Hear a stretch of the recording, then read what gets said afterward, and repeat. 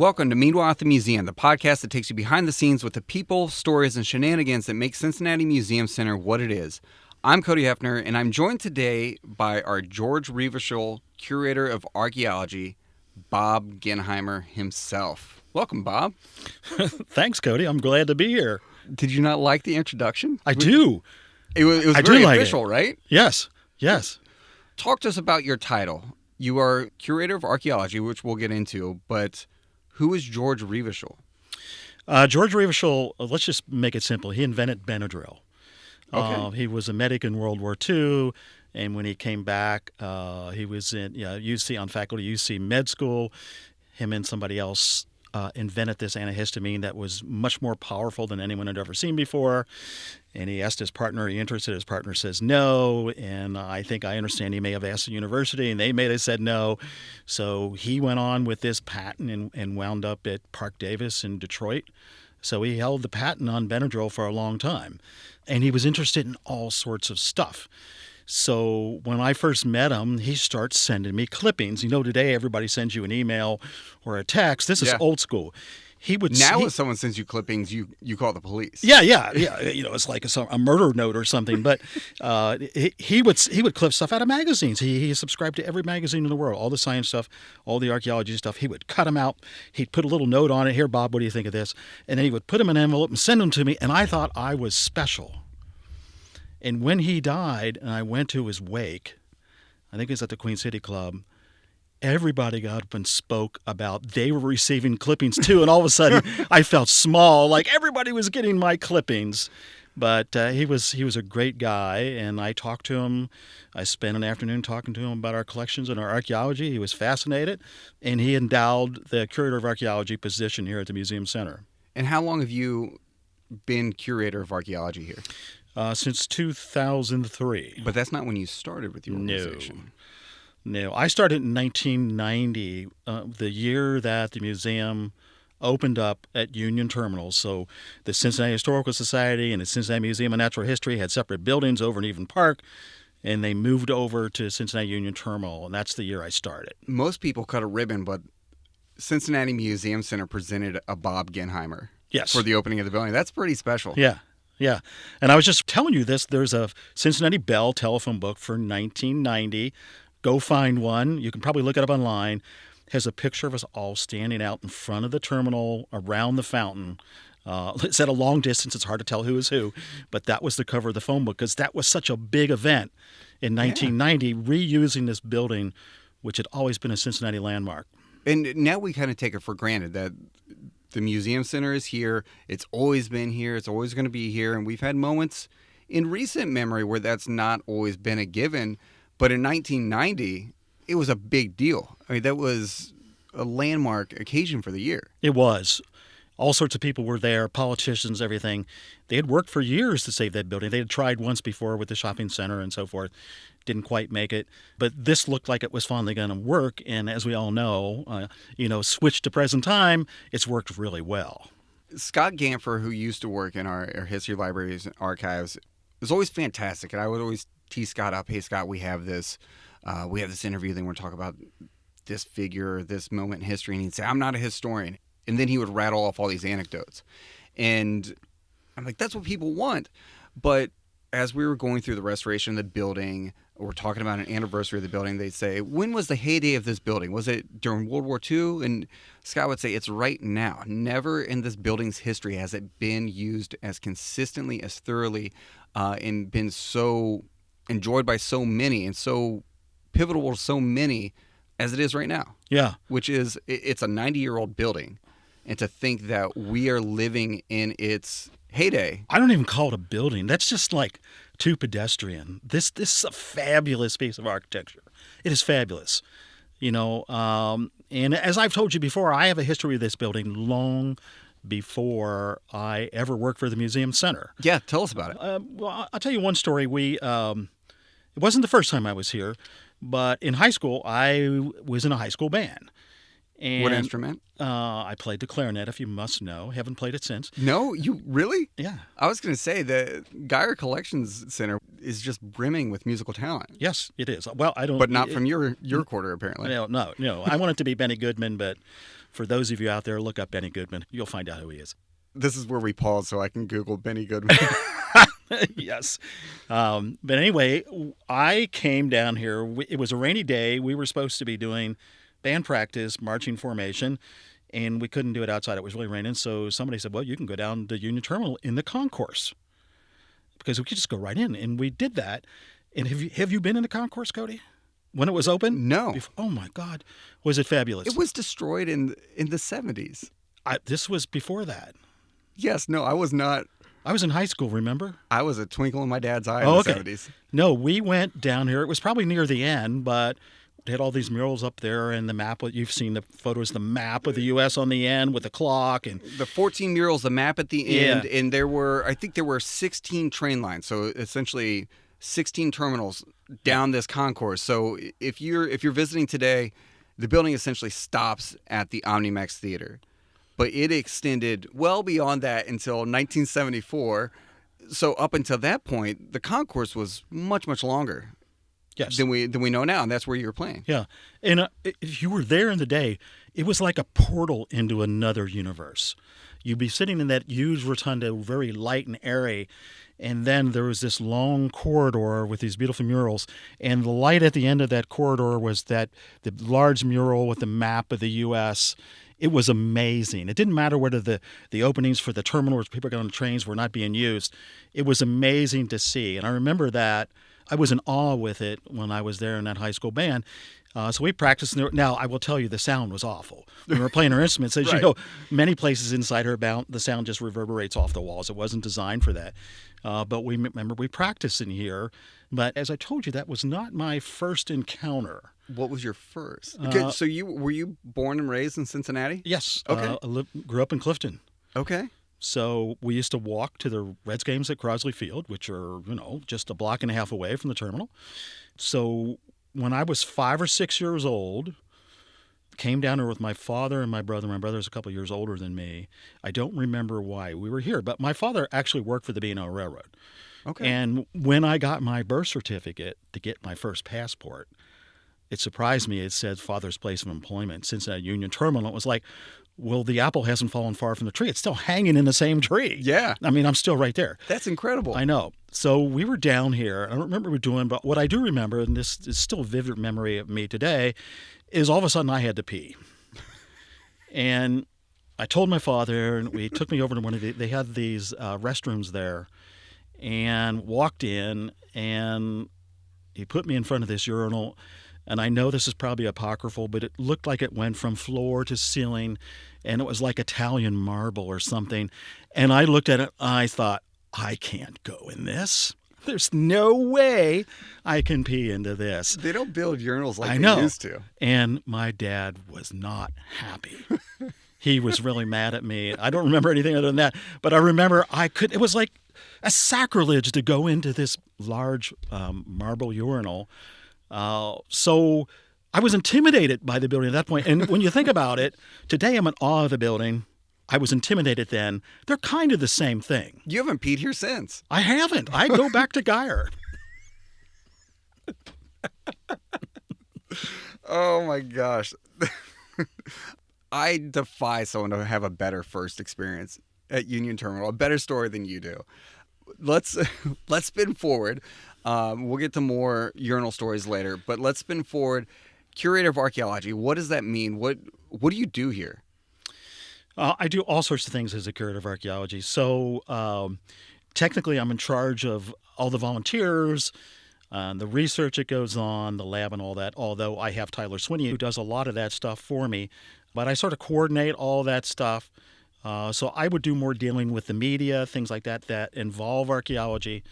Also doing research. So as you know, we did a field school locally for a dozen years, not too long ago. So all those things. But research is essentially it. Some collections management, But we have enormous collections, and I need someone to help me with that, and that's what Tyler does. Did you want to become an archaeologist because you were drawn to the research? What drew you to the field of archaeology? Like, what got you here? Oh, that's a long story. This goes way back, even before my urinal story. We're going to go a little further back than that. When I was a child, I grew up in Lower Clifton, so if you know where Clemmer and Luna and Valley View, those streets are, not too far from St. Monica's Parish up there. There was all these wooded areas, and when I was a kid, I liked going out in the woods and seeing stuff, and I was fascinated by old stuff. I would bring back old bottles. I'd be looking at old foundations and all that. My mother would throw them out, and I would bring more bottles back home. And what I was doing is I would look at these foundations, and I would make up stories in my head. It was like I was the only one who can interpret these things, and it made me feel very special. I had no idea what archaeology was. I didn't even know what to call it, what I was doing. Right. But I knew I was excited about that. And of course, in high school, you don't learn any of this stuff. When you go to college, you start, they teach you how to think. So before I actually went to the University of Cincinnati, we grew up almost right next to the university. And that was our playground. You didn't even enroll. You just snuck No, in. they already knew who I was. So, and they still let you in. Yeah, that was our playground, and we would go into classrooms. There was a geology museum there. In fact, the elephant, the old chief that we have, was in there. That was a great place to be. And I'm starting to think the other day, I probably was thrown off that not thrown off, but I was escorted off that campus probably a dozen times before I actually matriculated as a student. Really? Yeah, because they knew who we were. They didn't call the police. They didn't call your parents. They just said, it's time for you to leave, which we would, and then we'd come back, because that was a great playground, the university. So when I went there actually as a student, my freshman year, I knew I was interested in the past, but I didn't know what to do about it. So I took Intro to History courses, and I took Intro to Anthropology courses where archaeology is taught. See, I wanted to take an archaeology class in college, and I was like, there are no archaeology classes. And close enough, and then you had a physical book to look at classes, was anthropology, and I kind of read it, and I was like, that sounds sort of similar. Yeah. So I took an anthropology class, and the entire time I was like, this isn't archaeology, is it? But it kind of is, right? Well, it's a subdiscipline of anthropology. So anthropology is culture anthropology, linguistics, some other things in it as well. So you can specialize, but archaeology in America, most of the time falls under anthropology because it's a study of man. So that's where I got it. So I don't remember my Intro to History courses, and I'm not saying I'm not interested. I am interested in history. It just didn't excite me. I do remember my Intro to Anthropology courses because they talked about archaeology, and it sort of, a light went off in my head, and I said, I know what I want to do now. I want to get my hands dirty. That's what I want to do. I'm hearkening back to those days where I'm looking at foundations, collecting bottles and all this. I can do this for a living. They're going to pay me to do this. And I thought that was fabulous, and I've never looked back. You essentially had a straight line path. A lot of people... I wanted to be an archaeologist when I was a kid. It's the first job I ever wanted to have as a kid. When you're growing up, that's the first one I remember ever saying, this is what I wanted to be. I wanted to be an archaeologist. And of course, I was born in 1984. So I was wanting to be an archaeologist before I knew that Indiana Jones was an archaeologist. And then I kind of learned that. And I was like, well, that's pretty cool. But where I got into it, mummies were huge. Egypt was huge. And you go to book fairs and stuff. And there's just... these golden sarcophagi on the cover of all these. Yeah. Obviously, I'm not an archaeologist, but I do have a question for you. How do you think I'd have done as an archaeologist? I think you'd have done okay. I think you're curious. You're curious. You have to be a curious person. You have to ask lots of questions. And I think you do that. I think that's one of the reasons you're doing these podcasts, because you know what questions to ask. I ask you a lot of questions, professionally and just out of personal curiosity. And you're very good at speaking about these things that can be very technical in a way that's interesting and relevant to people, in a way that they get it, in a way that they want to listen to it. And a lot of times when you work in a more technical field, it's hard to break through that jargon because you feel like the jargon is so critical to the explanation of it. But you're very good at saying, all right, I'm going to explain this to you, but I need you to come along with me because if I lose you, then what's the point? Yeah. Well, I mean, that's more of a museum voice. I'm not an academician. Museum people are different. We like to tell stories. We want to excite the public. We're not going to spit out all this taxonomic terms to you and all this other stuff unless we have to. We're here to excite you and to educate you. So it's a different sort of thing. So if you saw me at a conference giving a paper, I may sound a lot different. But as a museum person, it's entertaining someone is what it's doing. People want to be entertained. They want to learn something. They want to be entertained. And that you have to adjust that. But that comes from a lot of years of practice as well. Thinking about entertaining people and still telling the story, if people are entertained by the story, they're retaining it, they're listening to it, they're paying attention to it. When I was in college, I'd say this person's such a bad writer, I can't get through it. I don't understand what point they're trying to make because it's a slog to follow along, to pay attention. Right. But if someone could write well and they just wrapped you up in it, you're just, Right. you get it, you understand. And one of the first exhibits that we did internally when I joined the marketing team was the Privy exhibit, Medicine, Marbles, and Mayhem. Is that what it was? Wow, you remember the name of that. It's pretty good, right? I don't think I remembered it. I learned what a privy was. Yeah. It's an old-timey toilet, Yeah. kind of, right? How would you describe a privy? Well, it's the privy shaft that we're actually interested in. So not the above-ground house where you do your business in, but the shaft down below where your business actually goes. And they're storehouses of knowledge. They're almost always undisturbed because they're so deep. They're stratified. Archaeologists love things that are stratified. That means that there's layers and layers and layers, and the lower layers are older than the upper levels. And in historical archaeology is what we're talking about. You can tie things to actually historic records like city directories and census lists. It's amazing to do. I wish we were able to do more of it. There's a couple stories that we do out of this, and one of them that I do is, and it was referenced in the exhibit you had, it's called The Policeman in the Privy. Yes. And I'm actually going to giving 2 talks in April. Are you? One for the Cincinnati Women's Club and one for the Archaeological Research Institute in Lawrenceburg on the policeman in the Privy. Is this because the reputation of that story precedes you? It's an interesting story because it melds history and archaeology together. So it's like a wedding between the two. But it also has all the stuff that's interesting, like violence, mayhem, family greed, all this sort of stuff that goes into a story. And we use historical sources and the archaeological data to come up with this story. We don't know it 100%. But it's interesting enough to tell. I love telling this story. And it's punctuated by real objects. Yes. That stuff is there. Chekhov's gun was in a privy shaft. We have it. So what's the story of the policeman? I'll just do it briefly. But when we were digging in 1980, this is in the Queensgate area downtown, so a couple of blocks from City Hall, we did a couple of privies side by side behind this 1840 structure. And this one we were... I'm trying to remember the depth, 10, 11 feet. We started hitting pieces of blue cloth and all this, and then buttons and things like that. And so it turned out to be a Cincinnati policeman's uniform. The cloth had deteriorated almost to nothing, but all the hardware's there. All the buttons. They had the seal of the city of Cincinnati with Junct adjuvant on it, and buckles, all sorts of other accoutrements with the uniform.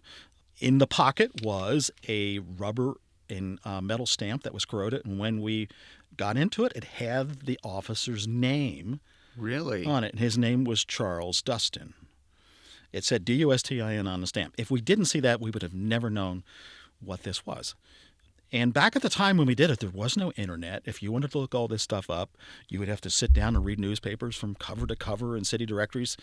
But later on, when the newspapers became indexed and on the internet, we were able to look this guy up. And let's just say he was trouble. He was trouble. What time period are we talking? Late 1890s into 1900, 1901, 1902. Okay. And it turns out, and this is the cool part of the story, he was not a Cincinnati policeman. He just had the uniform. He was a mercantile policeman. So what's the difference? Mercantile policemen guard property, or they guard people. So he had his own little zone or his territory up in North Avondale that he was working on. And he apparently had a temper and accused other people of horning in on his territories. pulled a gun on one of them, and they had this fight on and off a streetcar. It's in the newspaper. You can read it. He shot this other policeman in the leg, but it just grazed him. He lost his powers as a policeman. He lost his right to carry a firearm. This is back before they had sidearms. They could carry pocket guns.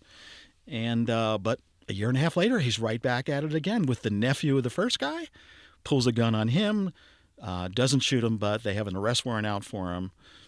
The next day, they find him in plain clothes in a set of stables in downtown Cincinnati. He pulls a gun on that arresting officer, doesn't get to shoot it. They arrest him, and he winds up in the workhouse, the Cincinnati workhouse.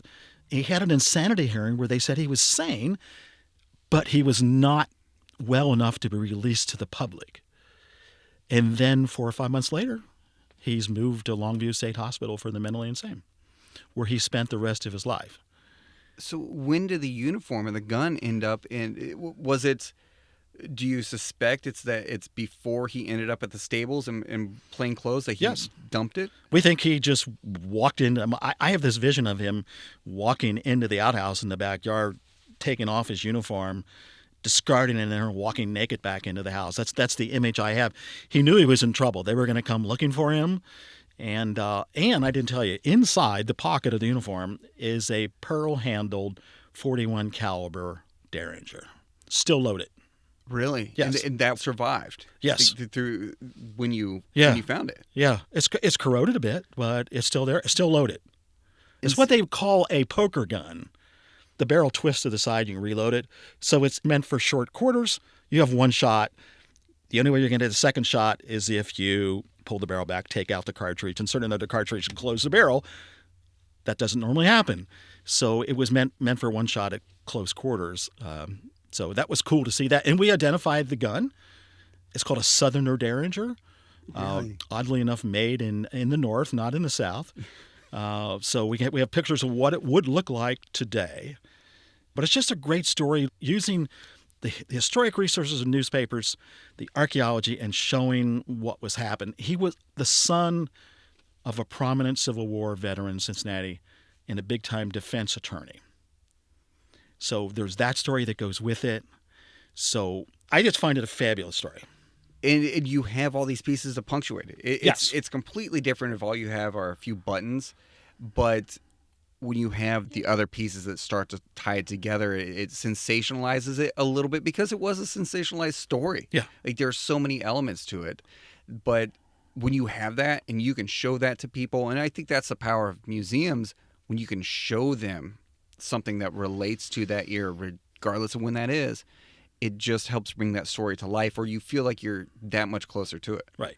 And all of this came from a privy chef, because who's going to look in an outhouse hole? No one ever expected for that? it. That's why there's all sorts of aberrant behaviors that are documented in these privy shafts, because no one's going to look and see what you did. It's the same way when you're driving off an interstate and you're going off an exit and it turns around when nobody can see it. That's where all the garbage is thrown. Yeah. People do things in the privy shafts and no one's going to see. The one next door to it had almost 4 dozen cats that had been tossed into it. Wow. That's how people apparently got rid of litters of kittens. As bad and horrific as that sounds, I gave this talk once at the public library downtown, and an old man walked up to me and said, "Did you find any cats and dogs in there?" And I said, "Well, yeah, we did.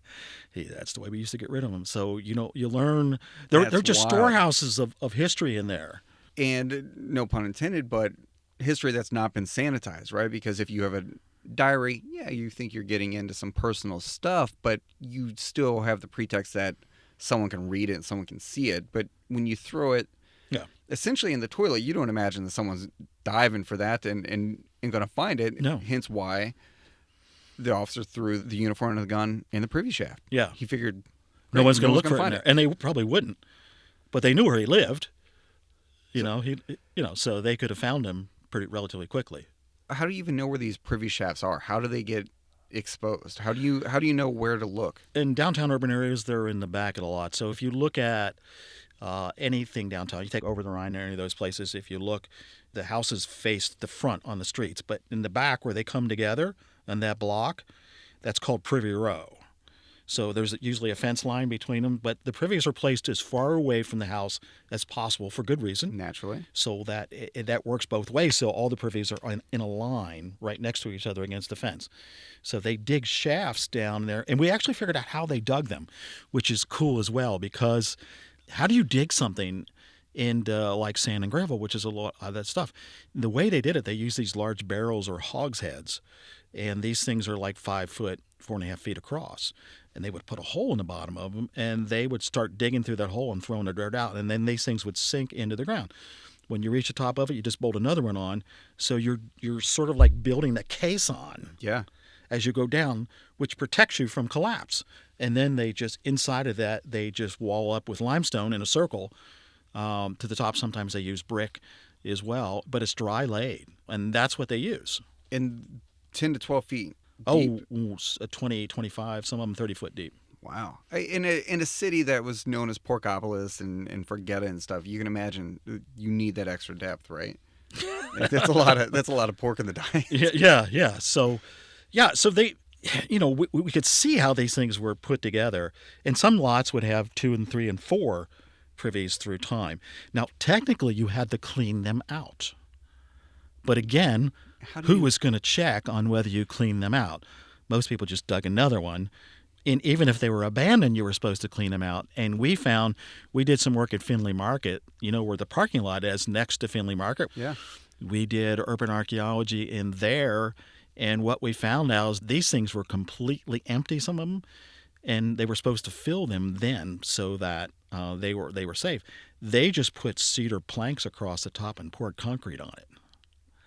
So we went down there to open one up. We did it with a backhoe, and we had one person on each side, and this concrete thing split in the center, and it fell down 25 feet. We're standing there with our toes hanging over the opening of this privy shaft. So they got around the ordinance by simply making it look like they had filled it.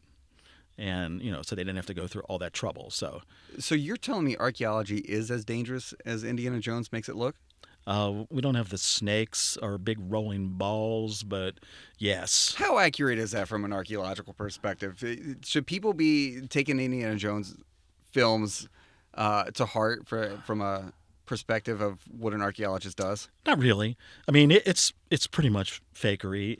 And I've seen some articles and people say, could Indiana Jones really have gotten tenure? The answer is probably no. That always threw me off as a kid when he was in the classroom, because I was like, you don't look cool, like you're out fighting Nazis and stuff. So when I did archaeology, when I got to, by the time Indiana Jones came out, my colleagues, we looked at it as just sort of foolishness, nobody's going to ever think this is archaeology and all this. And we just thought, no, this is not. But the generation that came afterwards, and I've seen this in conferences, when they asked these people these questions, like more than half of them wanted to become an archaeologist, and they did because of Indiana Jones movies. So it had the effect, even though it's not real, it had the effect of increasing the number of archaeologists and making it look cool. Indiana Jones is the Top Gun of archaeology. Sure. Because Top Gun drove a ton of naval recruitment. Yeah. So Indiana Jones did the same thing for archaeology. And I can understand it. I mean, you're not going to do a major motion picture with sequels and prequels about a policeman in a privy. You're going to do something different. That one you might be able to make work. Yeah. But you mentioned finding the privy with the policeman material in 1980. Yes. But you started here in 1990. So what did you do? All right, you graduated college. You're going down the path of archaeology. How do you get from there to the museum center? I actually started out after a graduate undergrad. I went to what is now Ohio History Connection. It was the Ohio Historical Society at the time. And I got hired as a survey archaeologist. I mean, back in the day, you could get any job you wanted. I think I applied for 4 jobs, and I got all 4 of them. Jeez, brag. This job market? Come on. No, you couldn't do that today. But I got like all 4 of them. I had to decide what I wanted to do. I think one of them was with the Ohio Department of Transportation. I thought, no, that doesn't sound cool. And then the Ohio Historical Society, that sounds cool. So I walked around for 6 months doing survey work outside, recording archaeological sites, and they were paying me. I thought, this is cool. And then I got a phone call from someone I knew that Miami Purchase Association, which is now Cincinnati Preservation Association, They had a regional office for the Ohio Historic Preservation Office. They did both history, architecture, and they did archaeology. And they had an archaeologist, but they were looking for somebody to do survey work with it. And this way, I could be back in Cincinnati. My other job was in Columbus, which I didn't like being there. So I got to be here in Cincinnati, and I had that job for 9 years, and did some. That's where I did that privy work was when I worked for Miami Purchase Association. So, yeah. And then in 1989, I had a conversation with Wes Cowan, who was the curator at the time, the curator of anthropology at the Cincinnati Museum of Natural History. And he said that they were applying for a grant to bring some stuff down from the art museum. Was I interested in sort of a collection management job? And let me just say, it paid a lot less, but I was bored out of my mind doing contract archaeology and some other stuff, which is what I've been doing in between, because I like to talk, as you know. Yeah. I had no one to talk to. The phone would ring, and I would run across the room and knock stuff over to answer the phone. And I thought, I can go to a museum. I said, I'm a nerd. All these other nerds are here. I don't care what I'm making at the moment. This is what I want to do. So I took that job in 1990, and this is my 34th year. I'm still here. That's incredible. It's very interesting to be able to talk to people who have been here for so long and have seen the different changes and iterations of the museum. And you mentioned the phone book cover, and that you more or less recreated the photo with everyone who was here in 1990 when it opened at Union Terminal. And you recreated this 2019, 2018? It was right before the pandemic. It Yeah. may have been, I think it was the end of 2019. We actually did it inside the rotunda, and there may have been 10 or 12 of us. I haven't seen the photo in a bit, but I mean, that's to be expected after, at that point, how many that was, 29 years? Yeah. You're not going to have a lot of employees still there. But it speaks to the power and the draw of museums. And as you've mentioned, it's very unique. It really is a calling for a lot of people. And in this building and this museum in particular, it's got so many components, so many aspects of it, so that everyone kind of finds their niche and hangs out for a while, for a few decades. Yeah. People ask me, why don't you retire? And my first thought, it just goes, well, I could, but I love my job. I love the place I work at. And people look at you like you're nuts when you say something like that, because a lot of them have these jobs where they can't wait to go home. They can't wait for the weekend because they don't want to go back on Monday. They don't like their jobs. I love my job. It's who I am. And people might think you've been here for over 30 years, that you're just in an air-conditioned office just hanging out. But I've seen you chest deep in a pit, covered in dirt, dripping in sweat in July outside. Yeah. You're not just taking a back seat. You're in it. You're in the thick of it still. Yeah, that was, and I miss that. We haven't done the field school in a while. We did it for 12 straight years out at the Hahn site in Anderson Township, right next to Newtown there, and I miss that. Again, like I said, I consider myself to be a dirt archaeologist. I like to get my hands dirty. I mean, that's the fun part of it. So, like you said, you're getting stuff directly out of the ground. It's not a book. You can misinterpret it, but that's up to you. You can screw that up, but it's sitting there right in front of you for you to do something with it. And it doesn't get much cooler than that. And that's every day when you're out there, you're finding all this cool stuff. And you're dealing with students and so forth, and they're like in awe of well, I didn't know it was like this. I said, yeah, it is. Now, that was 1 month out of the year. And we always said, we worked with Ted, one of our adjuncts, I said, whenever these students can outdig us, we're going to quit. And that never happened, but it felt like it was getting close, where, I'm 69 and a half. So I don't get up and down out of an excavation unit like I used to, but I can still dig with them. But that was a point of contention. We would say, if one of us can't do this, we're going to stop.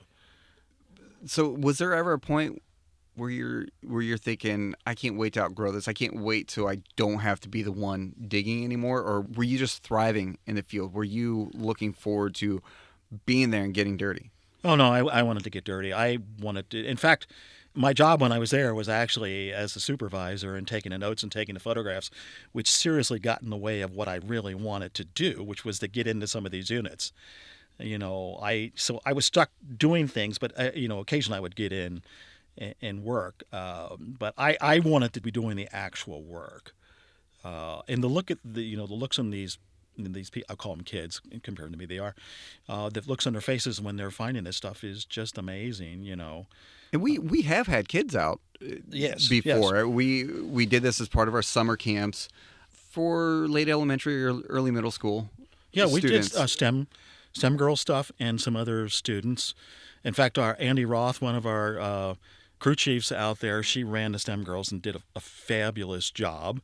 I know nothing about children and education. It's never been my thing. She was a school teacher in Hamilton County, and she was fabulous at what she did. So we learned a lot from that.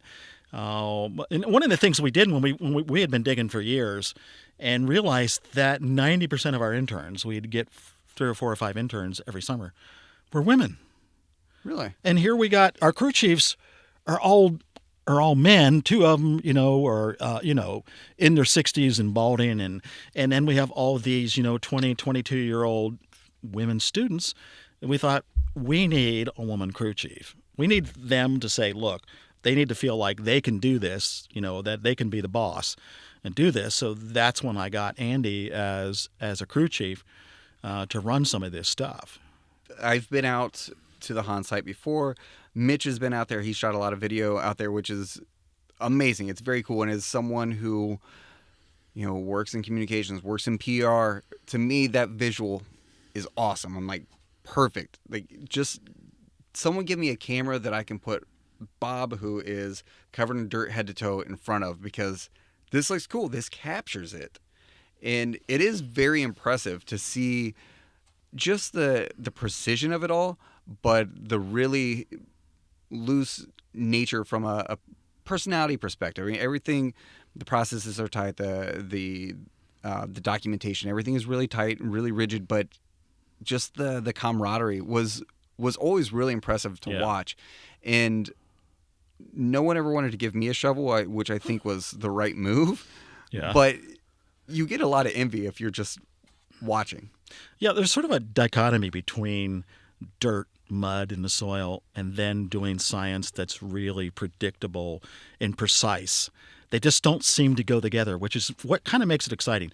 Paleontology is the same way. Glenn would tell you this too, that they don't seem to go together, but they do. You're covered in mud and all this, but I got to get a precise read on this. I got to take all these notes. Right. So there is this sort of dichotomy between science and a complete mess around you. Yes. You mentioned it being able to hold it in your hands. You're holding something that's not been touched in centuries, that someone hasn't touched or held, or maybe never intended to, for hundreds of years in a lot of instances, right? Yeah. What is that like? It's amazing. But I remember once, about halfway through it, we had this student. She was screening and she found a complete flint arrow tip, and she come over and showed it to me. She was all excited, and I said, "Yeah," I said, "that is cool." I said, "But it's like the 500th one that we found." She goes, "Get out!" And I said, "No, it's true. Just crushing dreams.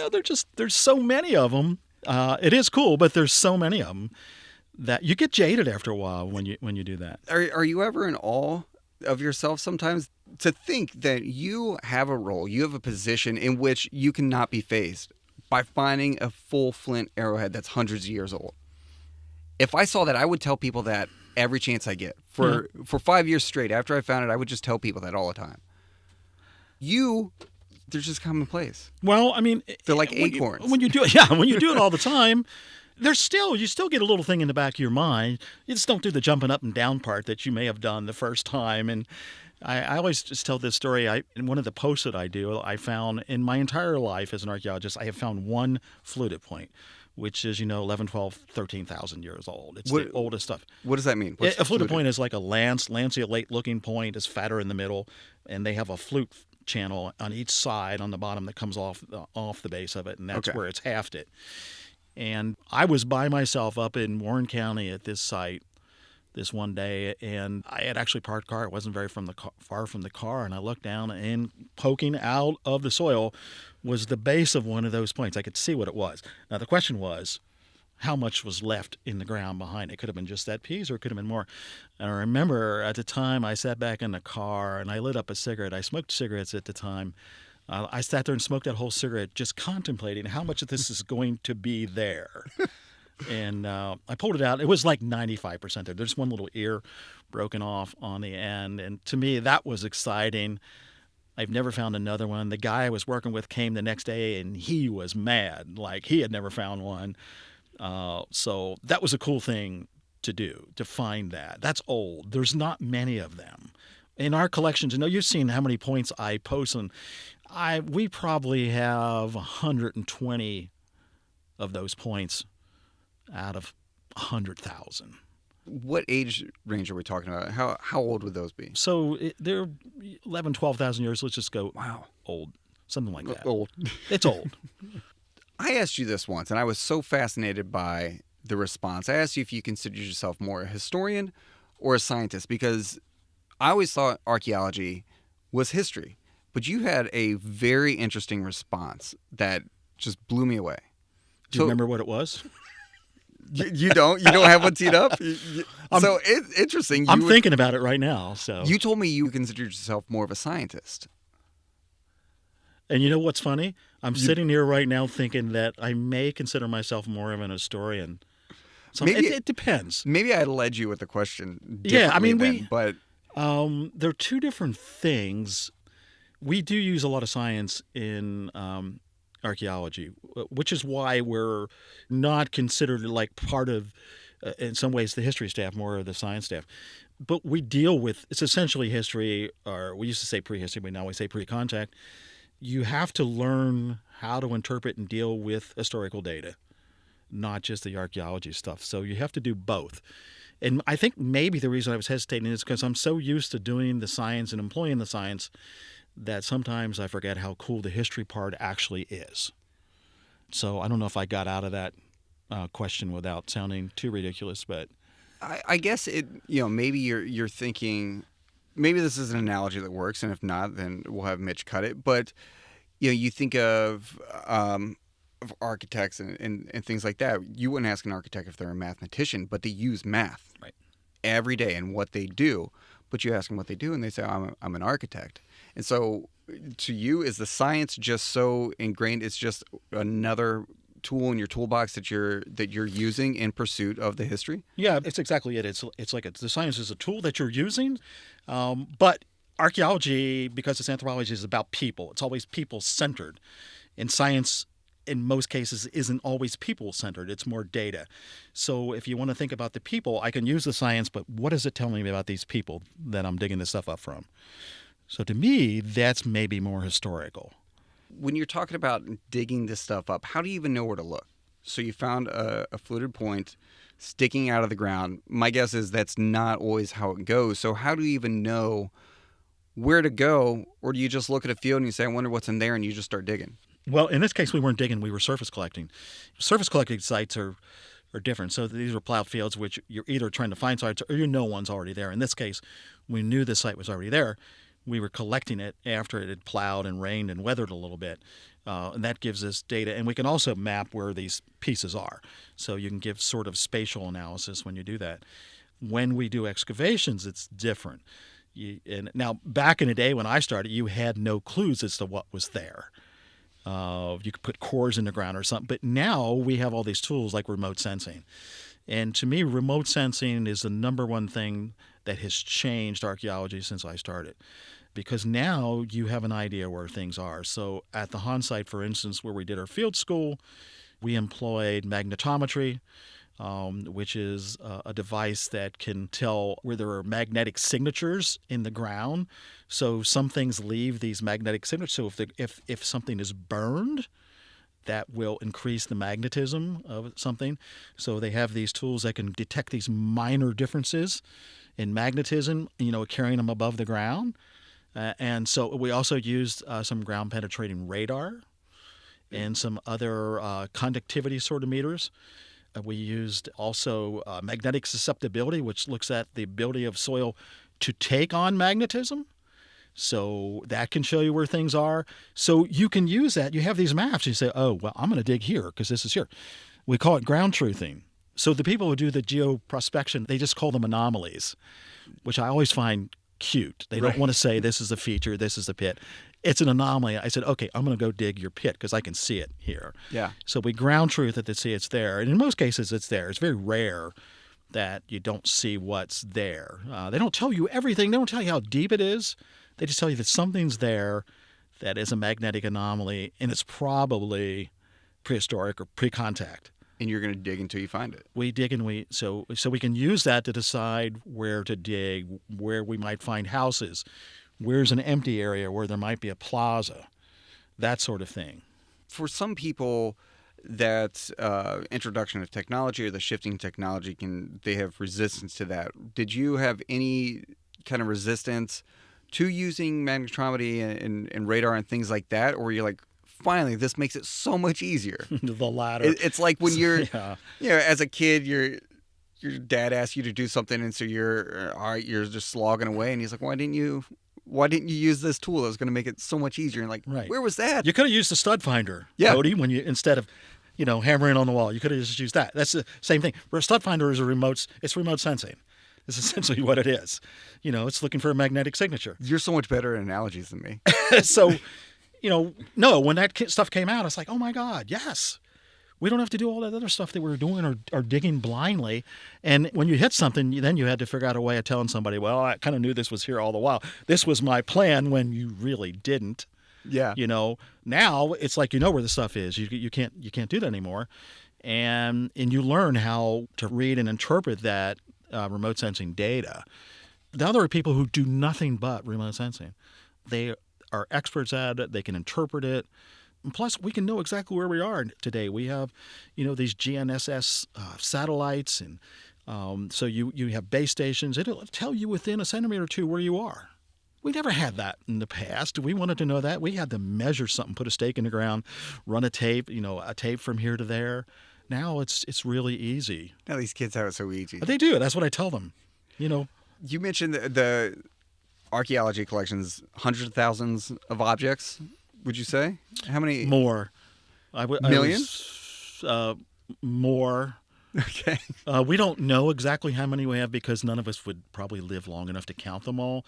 But we have a lot of bulk stuff where we have lots of pieces of small stuff.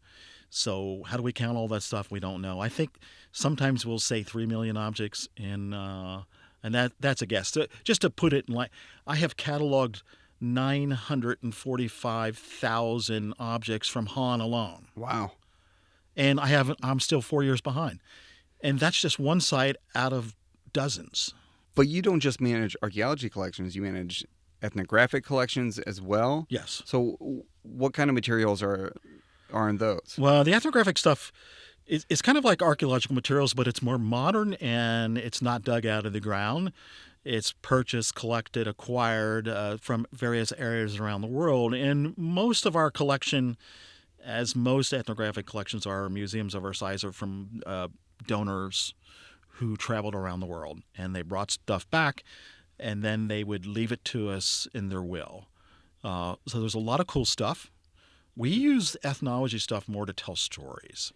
There are terrific stories in our ethnographic collections. Because typically there is more provenance to that, or there's a little more sometimes backstory, or at least the donor, and so you can dig more into that person and kind of...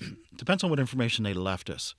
But some of them, we have entire collections from people, and they have tons of information on the stuff that they collected. Including they give us scrapbooks of photos. And like we have one woman who traveled around the Southwest in 1910, 1920, 1930, 1940. And she became friends with a lot of tribal people out there. And she collected Southwest jewelry and ceramics and basketry, had all these relationships with people. And we have all her notes, all her photographs, and her objects. And that's the best part of it, is you can put all that stuff together. You can't do that with archaeology. We have no one to talk to. Right. There are no living people that we can talk to who actually touched this material or left it in the ground. We can talk to their lineal descendants, but we can't talk to them. So the ethnographic stuff is kind of cool. And there's a lot of great collections in it. The Fleshman collection is one. that was on display in Treasures of Travel. I remember all your exhibits, Bob. Yeah, you By know name. Treasures Yeah. of Travel. Yes. Well, it is your job, isn't it? Yeah, but I have a very bad memory. So yeah, so the Fleshman stuff. I mean, they traveled around the world, 1931, 1932, in a personal yacht that they had constructed. It was the most expensive yacht commissioned in the U.S. I believe in 1928. Wow. And they traveled around the world and they collected. Right away, I don't even have to go any further. That's a fabulous story right there. That's incredible. And we have all the stuff. They brought it back. It was in their house in Indian Hill. And then at one point, they gave it to us. We have their journals. We have their photographs. We have movies. We have all this stuff. And, I mean, that's fabulous. I mean, there are a dozen stories we can do in that. And not just the Fleshmans, but others as they're traveling, they're buying, trading, being gifted items from different cultures around the world that tell us something. So those come back to us and they come into the collections and they do tell part of that culture's story, albeit kind of through the lens of these individuals who are traveling and who are kind of collecting them. Right. But the Fleischmans also rescued 3 castaways, right? Yes. Is that 3? Yes, it is 3. What's that story? This was the Cocos Islands, which is very tiny little islands. So they came out of the Panama Canal, and it's the very first islands in the Pacific. You can look up on a map. It's not that far. And they had been there before, the Fleshmans, and there was no birds on it. So they had brought birds to release. Let's bring some invasive species and we'll bring them onto the island. Works. So they pigeons and some other stuff that they brought there. And when they got there, they saw that people had been living there. And it looks like there had been a shipwreck. There were parts of a broken up ship, and then there was like 2 areas where they had built makeshift shelters out of parts of the boat and other stuff, but there was no people there. So they stayed there overnight, hoping they'd come back. So the next day, they got back onto the Camargo, which is the name of their vessel. The Camargo, that's it. Yeah, and they traveled around the other side of the island, and they had a small cannon on the Camargo, and they fired it.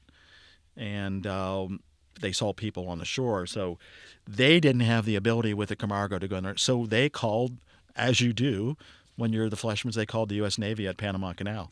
And the Navy sent out a cruiser, which was only 1 foot longer than the Camargo. No kidding. To show you how big the Wow. Camargo was. And they came in with boats, and they rescued these 3. And they were, nearly naked. Of course, the first thing they all wanted was a cigarette. I can understand that, being an ex-smoker. Julius asked them if they could go onto the Camargo first, and they made them sandwiches and tea. And there's a great photograph of them wrapped in blankets sitting on the deck of the Camargo. And they went back, and it made it in a newsreel, and it probably would have played at some point in the newsreel, maybe in the newsreel theater here. Right. Because it was 31, 32. It may have played in that newsreel theater because I've seen the newsreel itself.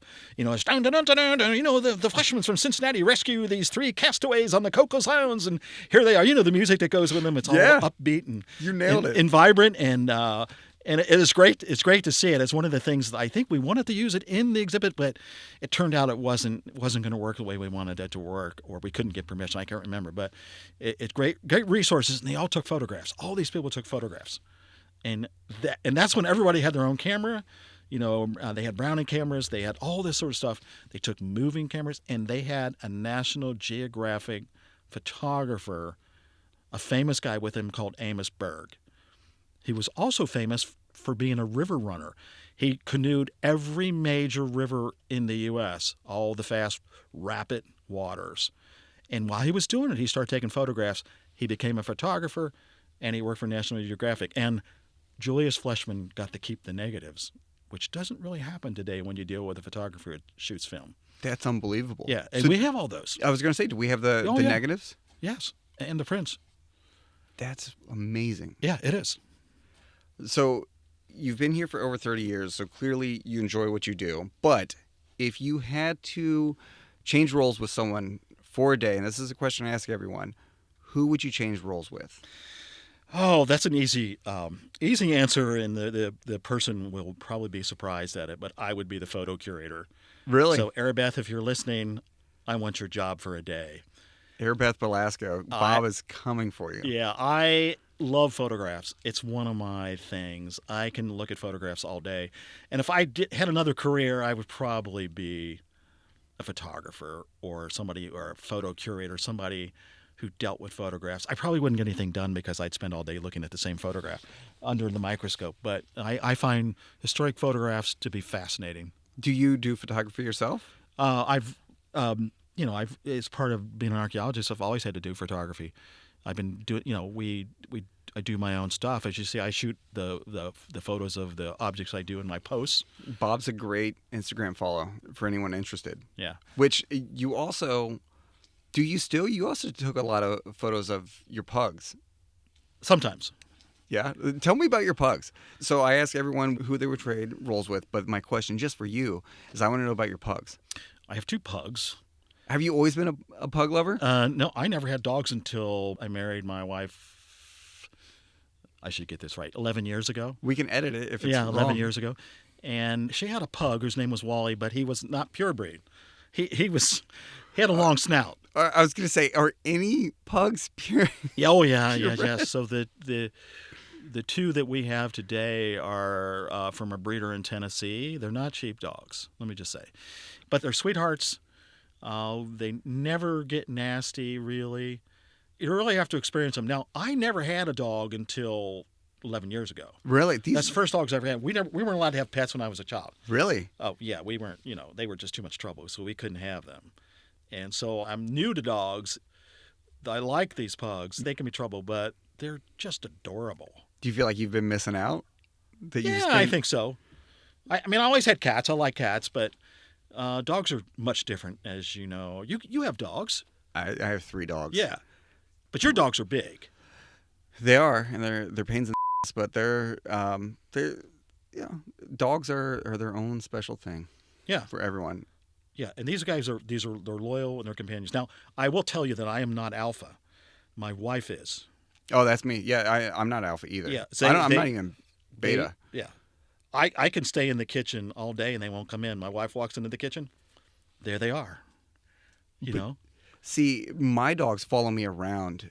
They're like, hey, tall one, get the treats. Yeah. And like, it's not time. Yeah. And my wife's always like, oh, the time change threw them off. They're still struggling. I was like, it's 2 months later. Yeah. You can't tell me how smart these dogs are. And she's right? like, they're smart. They know they're pulling one over on you. They're smart. They are. They get treats for all sorts of things in the house, and they play that game. Yeah, sometimes I feel bad, and then I realize they're treated better than I am. Oh, yeah. They don't help me out with anything, that's for sure. No, but so I like dogs. Yeah. Oh, you were asking me before about what else would I want to be. Now, when I was a child, what I really wanted to be was a Major League Baseball player. Yeah? What position? Something probably in the outfield where I wouldn't have to interact with the ball very much. Why did you want to be a baseball player? For the glory and prestige, of course. Of course. And but that dream ended when I couldn't go beyond D-ball as a child. I was just wasn't. I mean, I was a small child. All these other kids were really big, and like I could see the writing was on the wall. I wasn't going to be playing baseball after this. There was all these sizable kids. I was 4'11" when I started high school. Really? But I was 5'7" the next year. What did you eat? What was your diet? I don't know, but I will tell you this. One of the lessons I learned in life was watching out what you said. When I was 4'11", I was a little bit of a smart ass. And these bigger kids would just say, oh, that's cute. And they would sort of pat you and walk away. The next year when I was 5'7", it no longer worked. It was my first lesson in life. Be careful of what you say. Think about what you're going to say. And I've always remembered that. It was forced upon me by getting bigger. This feels very targeted towards me because I'm a smart so I feel a little... I feel like I learned something today. Well, if you're not to go to the Geyer Center because I'm going to get roughed up. No, but it's one of those lessons in life you learn, and that's what high school is all about. You don't learn those things in grade school, not much. You might get bullied, but I went to an all-boys Catholic high school, Roger Bacon. Okay, yeah, which is co-ed today, and it was a different thing back then. We had Franciscan priests, and there was discipline. You didn't get away with things at all. That was a big difference from grade school to there. Grade school was a little bit laissez-faire, as long as you didn't burn something down. Yeah. But once I went to high school, there was discipline, and that sort of teaches you some stuff, I think. Did you have a favorite player growing up? I assume Baseball? you grew up. Yeah, I assume you grew up a Reds fan, being a Cincinnati kid. Yeah. Did you have a favorite player when you were a kid? Yeah, I think when Pete Rose came in, he was my favorite player. And I think, but you would find a lot of people say that because he was just nuts. He ran out, a walk. He'd run the first base. He did all this sort of stuff. He was just like from another planet. And he was from the west side of town. He was a Cincinnati kid and all this. And I don't know if I've ever told you the story, but he picked me up thumbing once. Did he? I was thumbing from the west side of town to UC. We only had one car, and we had 3 of us in college, and so I would thumb to UC. And he pulled me over, and he was driving a cherry red Porsche, like 911, one of the, I can't remember what it was. And he picked you He up? picked me up, and I thought, I recognized him, of course, and I thought, I'm going to pretend like I don't know who he is, but that didn't last very long. I think I got a block before I said something. But he just said a few words, and that was it. He just picked me up, and he dropped me off on the other side of 75. So That's that was my incredible. brush to fame with the guy I wanted to be. And I thought, well, he didn't impress me that much, but I wanted that car. The car is what I wanted. And you're like, you know what? Baseball, nope. My path to this vehicle is I wanted that. archaeology. Yeah, that's right. That's what I thought. Someday I will get that car. So, Oh, that's not yours in the lot right now? shh. Oh, okay. Sorry. Well, Bob, thanks for joining us. This was a ton of fun. You know what? I say this a lot, and I'm genuine every time I say it, but truly you are one of my favorite people in the museum. You and I have known each other for 10 plus years now in different capacities. And I've just always enjoyed every time I get to talk with you. So thanks for joining us. And thank you all for listening to Meanwhile at the Museum. Remember, if you liked what you heard, please rate and subscribe. But more importantly, come see for yourself.